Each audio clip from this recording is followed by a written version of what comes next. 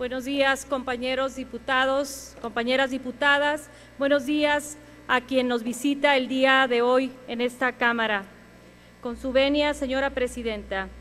el Congreso Constituyente, que hace 100 años iniciara sus trabajos en el entonces Teatro Iturbide de Querétaro, es quien siembra la semilla del texto fundacional del Estado mexicano moderno y nos deja grandes y profundas enseñanzas que aún hoy día cobran plena vigencia y son referente obligado para nuestro porvenir inmediato como nación.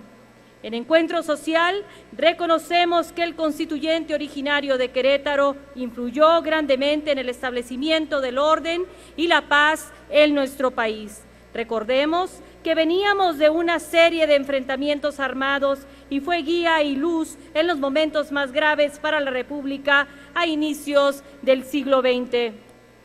Para sostener lo dicho y redimensionar lo inmenso de la figura de don Venustiano Carranza y de los 218 constituyentes que nos legaron el documento que protestamos cumplir y hacer cumplir, es necesario hacer un breve recuento histórico que explique el contexto de tan insigne fecha que con toda solemnidad esta Cámara de Diputados justamente rememora.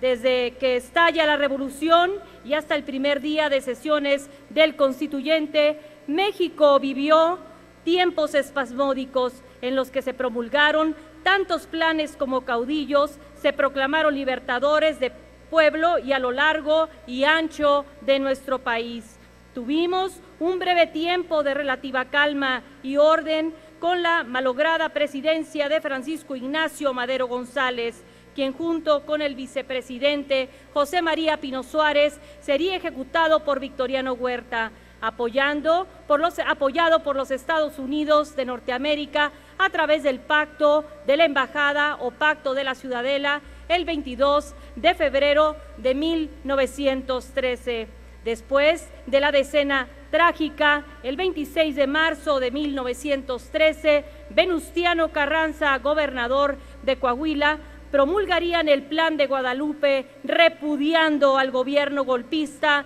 de Victoriano Huerta, acusándolo de traición contra Francisco I. Madero.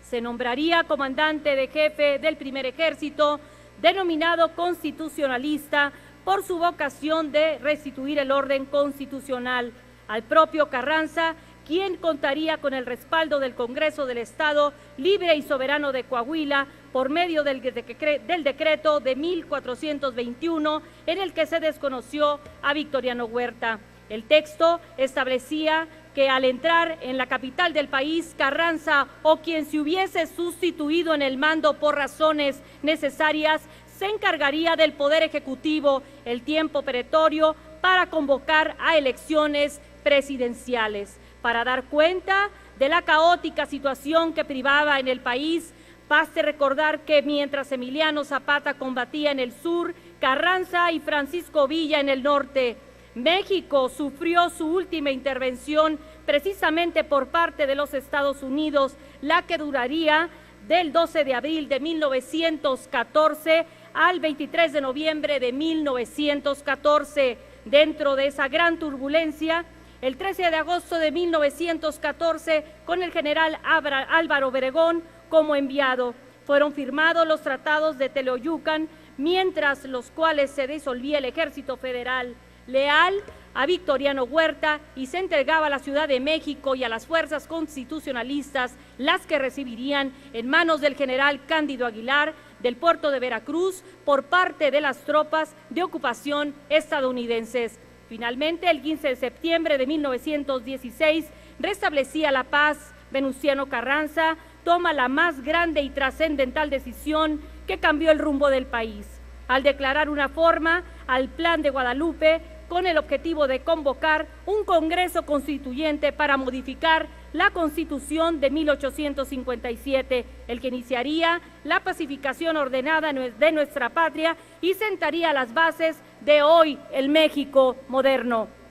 La Carta Fundamental de 1917 contiene un altísimo valor, pues nos han legado el diseño y funcionamiento del Estado mexicano, pero sobre todo transmitió al mundo sentimientos de gran calado social. Por eso resulta indispensable rescatar las lecciones históricas del constituyente de hace 100 años, que nos deja para enfrentar mejor los nuevos retos de mediano y largo plazo para México y su gente. ¿A qué enseñanzas atemporales hacemos referencia?